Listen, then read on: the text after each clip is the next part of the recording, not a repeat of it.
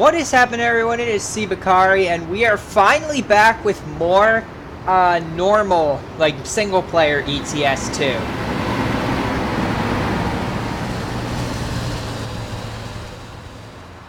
Yep, that is what we are back with. So, a little backstory. My PC recently had a failed hard drive, so I had to bring it in, and it's fixed now. And somehow my ETS2 files and mods were actually saved. A lot of my game files were not saved, so thankfully this one was saved.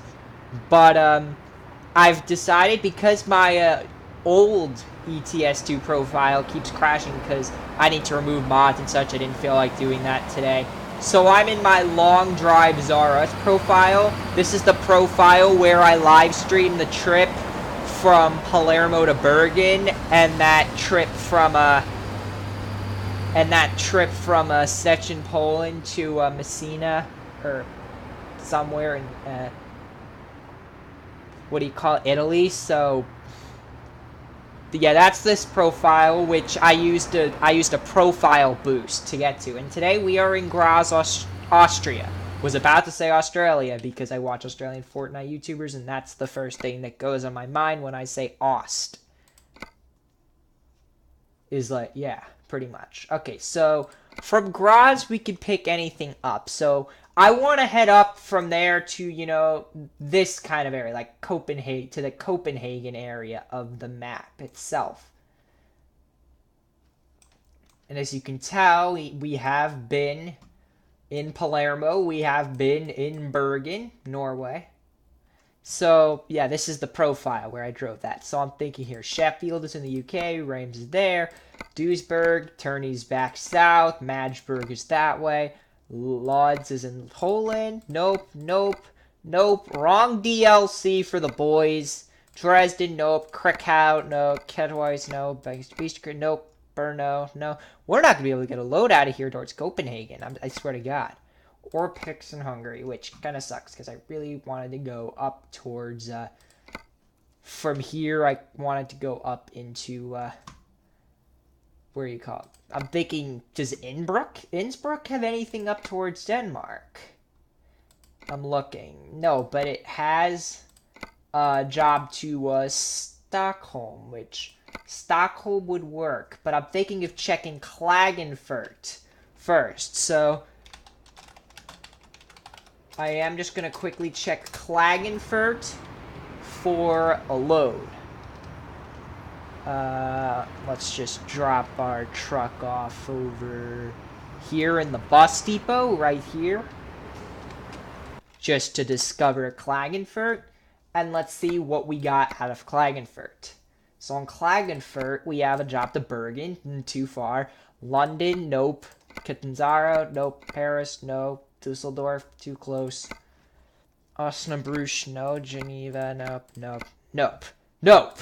Pretty much everything is nope. So I feel like we are going to take this job up to Stockholm, which is 26 hours, but it's worth it. And we're not going to rest throughout the entire trip. So I'm just going to go to Innsbruck, which is just a label for Innsbruck. And where is this load? Where's the load place? Okay. Big Timber, which is just Vincent Timber, which is basically just the modded version of Triet. So this is our load today. It's going to take us from Innsbruck up to Stockholm. I cannot wait for trailer ownership, boys. I cannot wait for trailer ownership so I don't have to pick up a load. But this is our load. Niederlassung Wetzlar. It says on there. Don't know what that means, but whatever. My pronunciation of the German language is way better than my understanding of, like, what it actually means.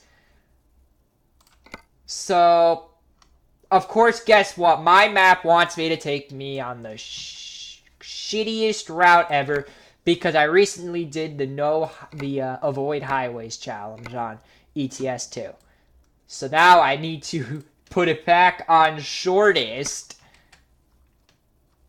And let's see if it came up with a better route. Okay, finally it came up with a better route that actually takes autobahns and, you know, that stuff. We're going to do this without sleep. So, long driving only. But hey, I mean, 1,000 miles is a very long trip. So, and my wheel's fricked up. Now I need to fix that. You know, I'm starting to hate this. Hate having to fix this all the time. It's getting kind of annoying. Let's just hope that this works. Otherwise, we can fix it. This isn't going to work. This isn't going to work. I'm going to need to lower our sensitivity way the f down. So we're going to, like, lower it all the way down. Just so that we can kind of get a slight flow. See that kind of flow? It's not perfect, but it's a flow, and that's the only thing with it. So pretty much, I have not really uploaded, like, any video besides a live stream for a long time. So here's the thing. My live streaming platform was built into the last hard drive I had. I was using GeForce Nvidia for my live streaming platform. And now that I don't have that live streaming platform, I need to find a new live streaming platform. But that live streaming platform was the most secure platform I could use because I didn't have to download it off the internet. It was already inputted into the hard drive. So yeah, I didn't actually realize that it was actually in the hard drive and not part of the computer until, well, now I have a HyperX Savage hard drive, which should not fail. We're already going way too fast. We're gonna keep this speed train at like 58. We'll keep it at like 57 or 58-ish. Well, that's where we'll keep the train speed at. So it's not too fast, but it's also not slow. It's speeding, technically. So, now that I have the HyperX Savage hard drive, I do not have my old live streaming platform. Meaning that now I have to go look for a new live streaming platform. I literally clicked the first live streaming platform on that list. I'm going to turn off my headlights for a second. Turn on my daylights. So now I got to look for it. I tried picking the first live streaming platform on like the Google, which was XSplit, but it didn't pop up in my applications list, so apparently it didn't actually download, which means, oh crap, that means I'm gonna have to, I'm still looking for a live streaming platform, believe me, I'm still out there looking. Don't worry, I will find one. Now this trip technically isn't due till Wednesday at 4 a.m. Meaning we got plenty of time to fool around. Now, of course, we're going to try to get there as fast as possible so we can keep this video short. So now I'm still looking out there for a successful live streaming platform, so maybe I can put out some live streams. But until then, unfortunately, we're going to have to stick with my old recording software. Let's just pass this truck driver. As soon as this police car goes by, we'll pass him. Come on, man. Thanks a lot. And yeah, so I'm currently just waiting around for a Euro Truck single player. I mean, not single player. Euro Truck trailer ownership. I cannot wait for trailer ownership. You have no idea how much I've talked about. But let me talk about some other things. I've told you about, truckers in the U.S. have, 14-hour breaks. In the Euro Truck, it's 9, so I'm guessing that it's 9. It's 9 and 11, but in the U.S. it's 10 and 4. It's like 10 and 14, which equals 24. But in the Europe, they decide to just mess the frick around with it and just mess crap up with, the times and stuff that you can actually drive for. Which kind of makes it a little weird, but, it's not my bone to pick. My bone... Why is it not light outside yet? It's already 7 in the morning and it's not light out here. What is up with you, Austria? Get some light. Yes, that's what I'm talking about. And, and 34-hour resets in American trucks, and of course. In Europe, I heard it's 56 hours. Where it's, if you drive for, So in the US, the law is if you drive for 70 hours, you have to take a break. If you drive for more than 70 hours in a week, you have to take a break for 34 hours, and it's called a 34-hour reset. In Europe, I don't know what the limit is for driving. But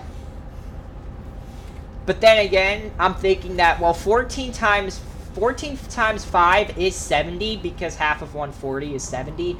So I'm thinking that the limit in Europe, because 11-hour days, I'm thinking it's like 66 hours.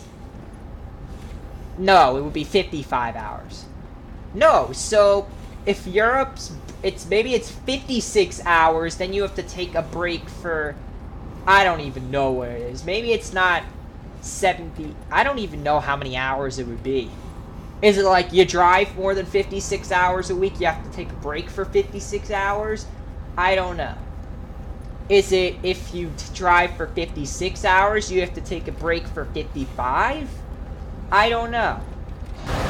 I'm just going around the logic of the US and just a little quick maths, and that's like how I thought about that. But otherwise, I don't know. And thankfully, we got in this lane because we're getting off now.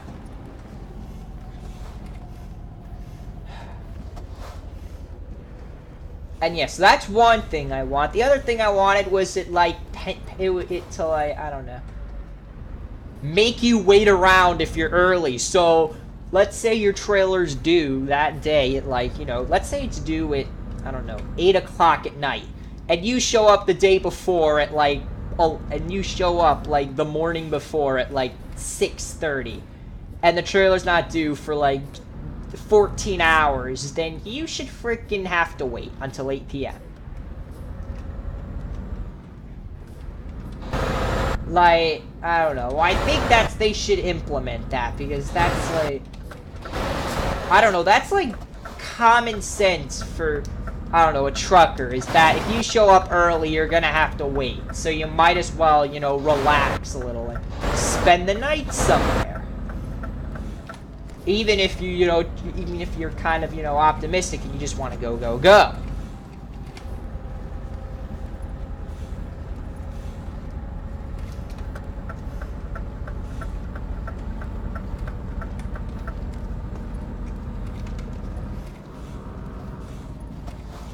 Alright, a little slower. I'm going to lock it into 58. Got it. Alright. Yeah, that's another thing that I could want is, that window. And, of course, ferry times. Ferry times would also be good because, I don't know, sleeping on a ferry doesn't seem ideal. And what happens if you show up 3 hours before the ferry leaves? Let's say you show up 3 hours before the ferry leaves. And let's say the ferry ride is 7 hours long. Actually, scratch that.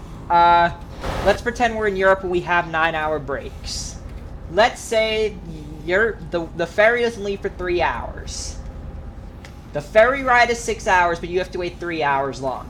So you should get fully rested on that ferry, because you waited 3 hours, you slept for 3 hours, you got on the ferry, and you slept for another 6 hours. That's 9 hours. You should be fully rested after that ferry ride. Things like that, I feel. If you wanted to, take a rest break at the ferry, would be kind of a little more realistic, if you ask me.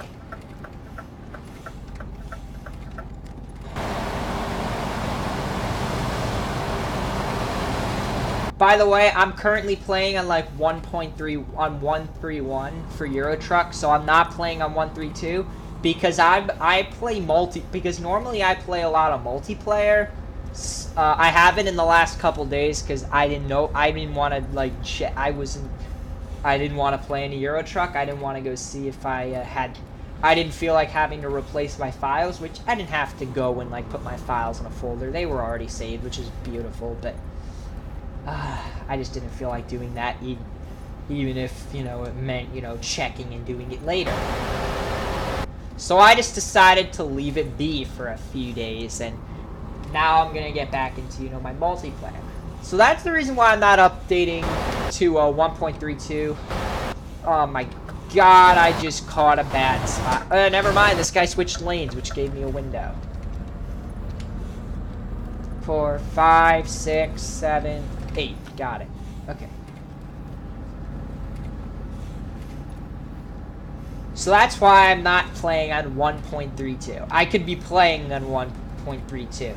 But, you know, multiplayer won't support it. So I'm not going to play on it for now. Don't worry, I will eventually play on it. But not yet. Not yet. Gonna wait around a bit.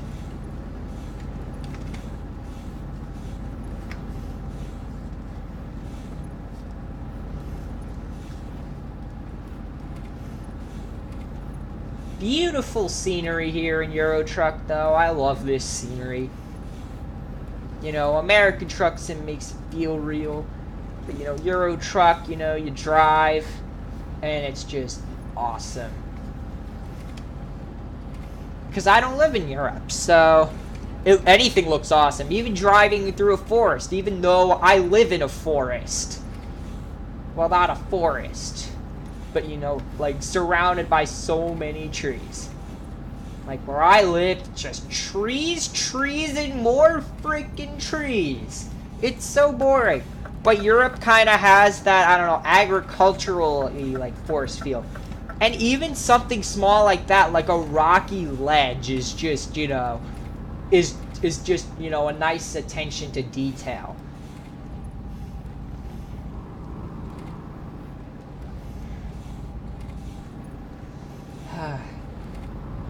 And as we continue on the German Autobahn, there's a lot of traffic on the German Autobahn today. A lot of traffic. I don't see any BMWs going 4,500 miles times the speed of sound on this thing. Yeah, where are all the BMWs? Why don't I see any BMWs that are going like 5 times the speed of sound on this thing? Even though I'm in the middle lane, and technically German drivers don't ever get in the middle lane unless they're going fast. But you know, Euro Truck is not really like that. I'm gonna have to go on my brakes because I cannot drive like this. We're gonna have to stick in the middle lane for a bit. Sucks, but you know. Ooh, he just moved over, meaning I can stick in this lane and, you know, cruise control at this point.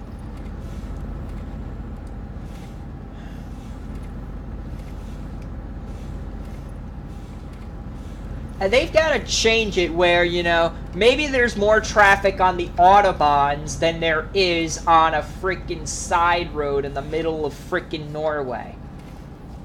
Like, that Bergen to Oslo road should not be busier than this German Autobahn. It just shouldn't. And they have to add settings where traffic dies down between, like... In the US, traffic never dies down in the city. Like, maybe you won't get stuck in a 4-hour traffic jam on the Cross Bronx Expressway, but, you know, traffic doesn't really die down. Like, this one YouTuber from Europe went to the US, went to San Francisco specifically, and was shocked by the amount of people on the roads at, like, it was really early for Americans, too, like 9 p.m., you know. Is that like a work truck or something? What was that guy hauling, like, in that lane? Like, it looked like a freaking construction sign. That's interesting. And, you know, in the U.S., maybe family get-togethers. You know, family get-togethers might end at, like, 9, 10 o'clock. Hell, once I left,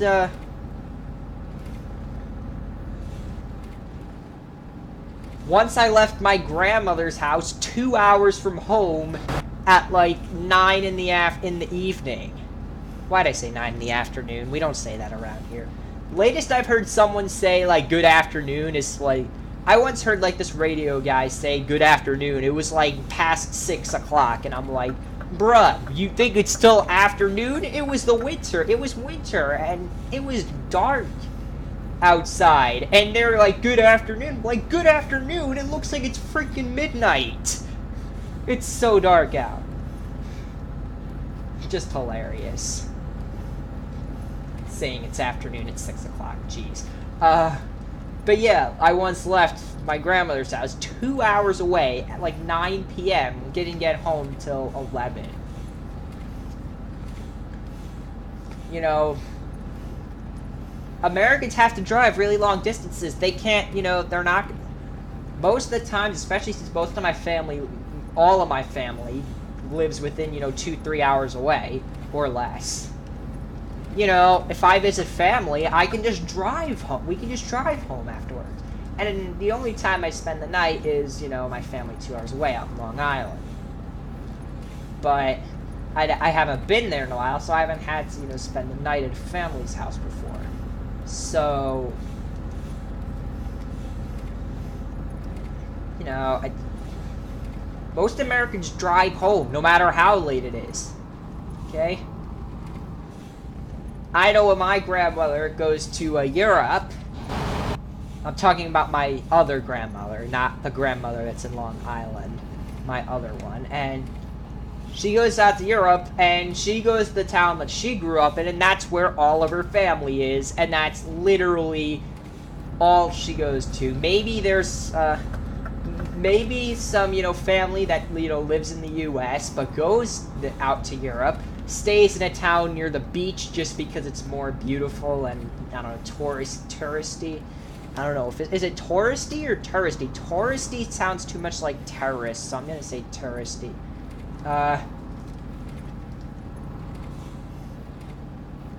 like a tourist, you know, that's how you pronounce it. But otherwise, everyone else goes to this one town, and that's where all the family lives. And if they want to go home afterward, they don't gotta spend the night anywhere. It's not even a 10-minute trip home. That's the thing about Europe, though, is that villages everywhere. You know, it's really hard to find a village in the U.S. unless it's, you know, a hamlet, which a hamlet's just basically a smaller part of a larger town.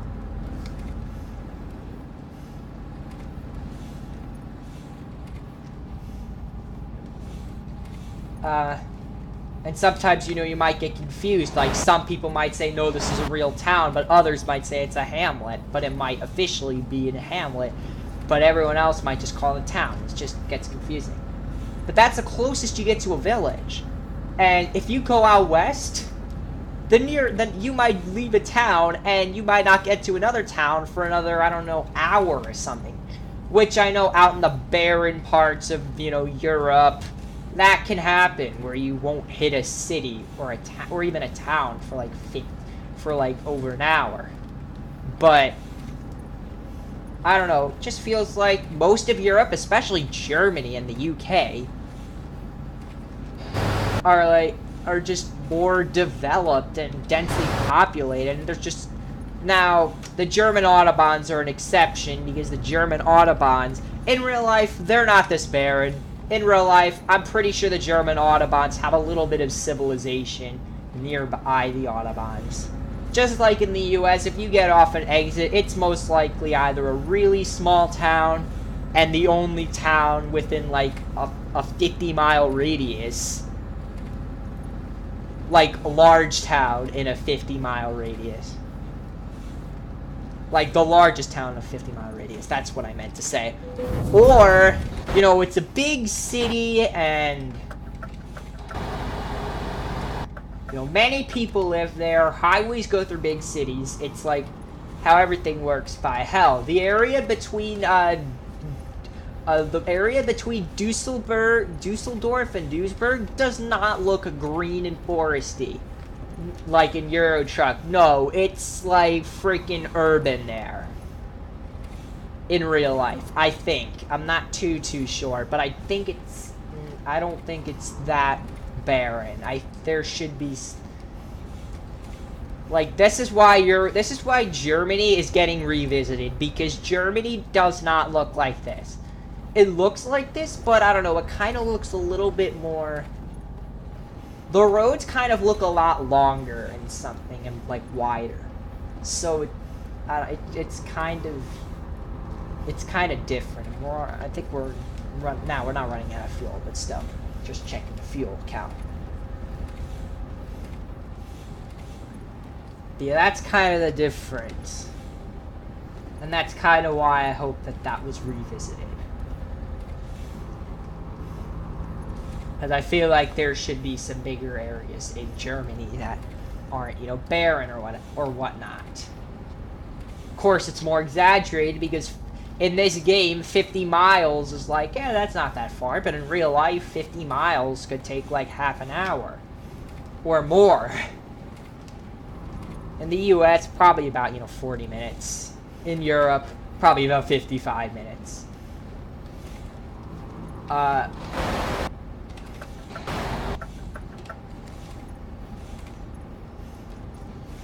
Still moving strong. We might not be able to finish this trip. I've already been driving for 20 minutes and, you know, long videos aren't too good on YouTube. And, shit. And that's the difference because, you know, Europe, you know, you most likely live in a town where, you know, you can easily get whatever you need, but where I live near Danbury, even if, you know, Danbury is very, has a lot of stuff, but you might, even I still go to a lot of other towns in the area. Sometimes as far as, occasionally, as far as Ridgefield, Connecticut, if you know where that is. Otherwise, you know, look on a map. Look up the distance between northern Danbury and Ridgefield. It's a little far. And yeah, that's pretty much my explanation for the difference in Europe. Whereas I told you my grandmother goes to Europe. She drives 5-10 minutes to see family. You know, spends the night. Spends a little time at night. Not spends the night. Spend the night in you know, the U.S. means, you know, to sleep there. Like, you know, spend an evening there. Go home at... Now, of course, people go home late in Europe. It's no surprise. Maybe it's not as popular as in the UK, like I got that kind of message from that YouTuber who said, yeah, that's surprising that that so many people are up this late. But I'm sure that there are people that, you know, get home really late from family gatherings. Maybe not of course not during the week. I think that was his point, was that it was like, it was like on a Wednesday or a Thursday that he saw all these cars. And you know what? I don't even know why there's so many people traveling at 10 o'clock p.m. on a weekday. Like, why? But a weekend, oh, forget about it. You'll see, like, mad traffic in New York until, like, past 3 a.m. Then again, you know, it is a town where people stay up late. But I don't know, that kind of is a difference between Europe and America. And the whole point of that long-ass circle-length conversation was to explain that they kind of have to lower the traffic areas. So, you know, America, maybe the traffic should die down after, I don't know, 11 on weekdays and maybe like 1 a.m. on a weekend. And in Europe, it should die down between like 9 and 11 because, you know, people normally eat dinner. Oh, crap, delicious. People eat dinner a lot earlier. Or, no, they don't necessarily eat dinner earlier. They don't eat dinner at all, really. Like, they have late breakfasts. And, you know, lunch is technically dinner. So, you know, they might have a midday meal, but it's a big midday meal. Or, you know, it's like a late lunch, but it's a big late. So, like, in American language, like, in an American, I'm gonna stay out of the left lane because, you know, we're in Germany and I don't want to go in the left lane.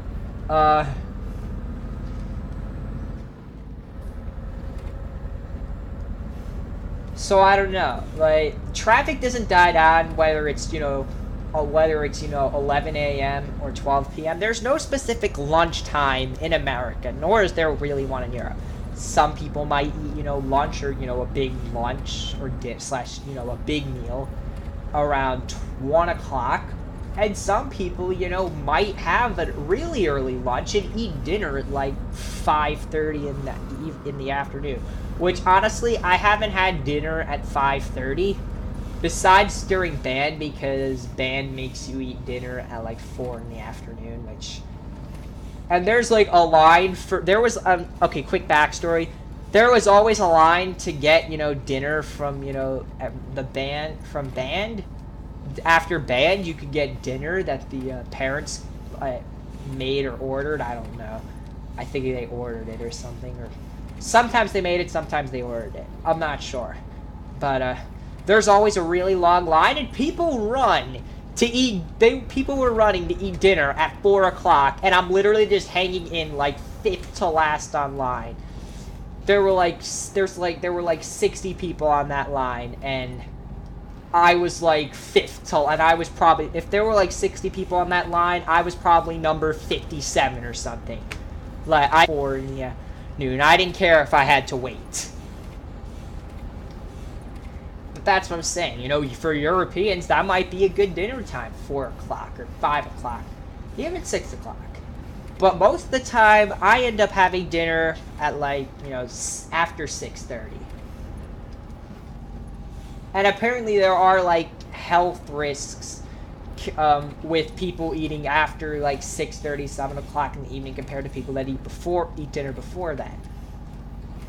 I don't know. I don't understand it. I think it's BS, but I think the thing is that most people that eat, I think it's that most people that eat dinner early tend to go to bed earlier.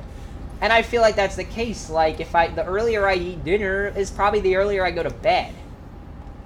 If I'm eating dinner at, you know, 8 o'clock in the evening, why, I said afternoon again, oh my god. And then you get off. And then you get off. Holy crap, you are an symbolic piece of crap.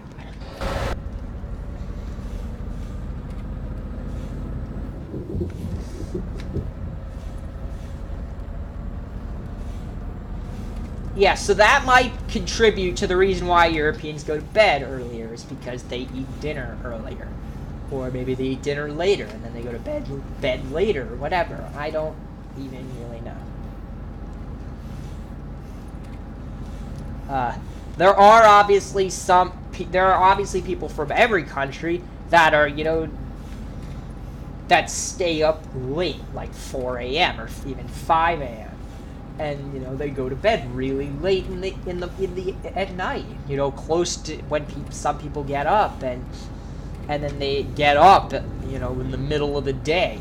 For most people, but they're gonna stay up really late. So for them, you know, 3 p.m. is, you know, it's a normal time for breakfast. But my point being is that I've seen that if I eat dinner earlier, I'll be willing to go to bed earlier. I won't go to bed earlier all the time. Sometimes I'll take advantage of eating dinner early and I'll get a longer night, but most of the time that is the case.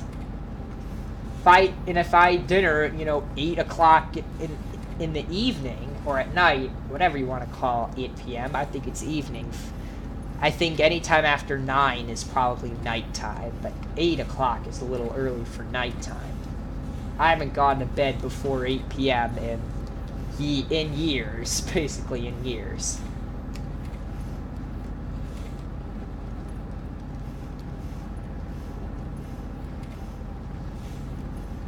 But if I eat dinner at 8, I'm going to want to stay up a little bit. That's just how it goes. In Europe, people eat and they go to sleep sometimes. For us, you know, we Americans, we like our evenings, I guess you could say. I'm not sure about it. I just, you know, guessing, but I'm just spewing out a lot of info here, but in a sense, that's what we kind of need to get in the game. A little bit. We need to get that in the game. Another thing we need to get in the game. I'm just trying to think of what else we need. We need, like, towns. We need, like, those tiny little villages. They already started making those in Italy. You know, tiny villages where you can drive through them, but you should be able to drop off in a village. You should be able to drop off anywhere. Hell, there should be deliveries that bring you to the gas station at the service areas, the gas stations. In the U.S., if you're driving on a turnpike, turnpike either means a toll road or like a really busy road. Like in Connecticut, we don't have any toll roads, but 95 is considered the Connecticut turnpike. And there are, you know, service plazas, even though there's no tolls. You still gotta pay. Well, you don't have to pay. There are service plazas because a lot of people travel on 95, and 95 is a toll road for a while. It's a toll road in New Jersey. It's a toll road in Delaware. It's a toll road in Maryland. So, I don't know. They just made it a turnpike, I guess. But toll roads and major toll roads and, you know, turnpikes are like, I think they're like required to have service areas with like restaurants where you can pull over on the highway instead of pulling off and having to pay a toll. Now, most of them consist of fast food, which kind of sucks because, well, it's just inconvenient. Because some people don't want to eat fast food. What if you don't want to eat fast food? Well, you shouldn't get on a toll road. No. Sometimes you have no choice but to get on a toll road, though. Yeah, but okay, going a little off topic, but the point is we should be able to make deliveries into those gas stations that are on the side of the roads in Europe and American Truck Sim. Actually, most of those service plazas should go away, except in Europe, because I think there are more in Europe than in America. There are none of those. You have to pull off the highway, and most roads are not toll roads in America. So,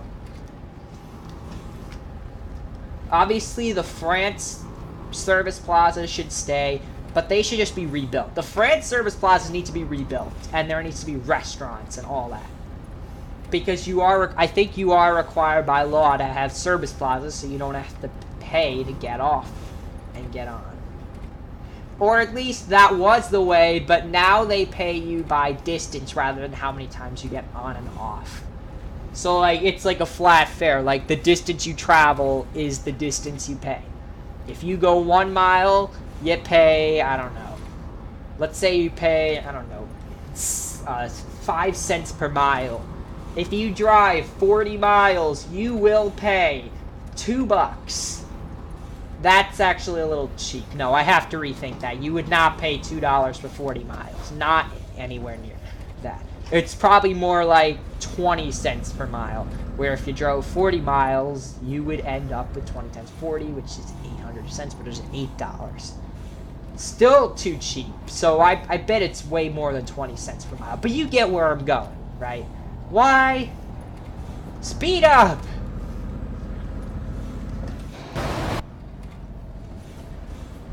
Oh, traffic is really freaking bad here.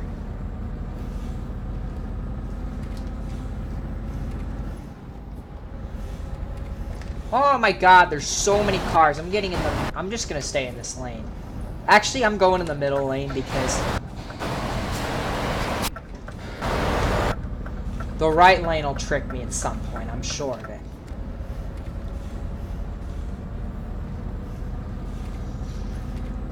But yeah, we need restaurants there. We need to be able to do deliveries to those service plazas. Because you need to get food at the service plaza. If you need food, you need to go to the service plaza. So I feel like it should be required to have, you know, so that you can have deliveries. And it doesn't have to be, you know, a 1-to-2 ratio of delivering to service plazas. It could be literally like very few jobs on the entire job market that go to service plazas. But you should still be able to deliver to them because, I mean, come on, they're service plazas. You should be able to deliver to service plazas. People need food at service plazas. People need gas at service plazas.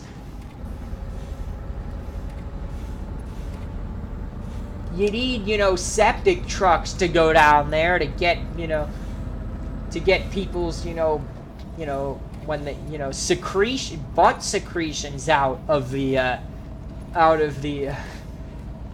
you know, the toilets. So, you know, you need trucks for that. You need a lot of things in a service plaza. It shouldn't just be, you know, it shouldn't be able to sustain itself. You need something to go there, obviously. Ooh, nuclear power plant. Is it new, or was that nuclear power plant always there? I'm not even sure of that. Okay, I would love to continue, but I really don't want to keep going for this long. I don't know. I want to end it off. So at the ferry, I'm going to end this video. Well, on the other side of the ferry. Actually, I'll end it on this side.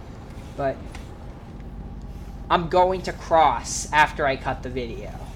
Though. Okay, there's a light. Ooh, jeez, a lot of people going out to the ferry port.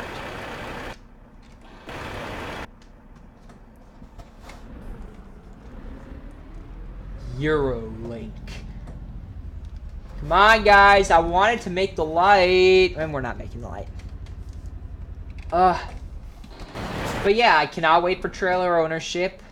And hopefully mods will give us the ability to actually, you know, get cool skins for the trailers.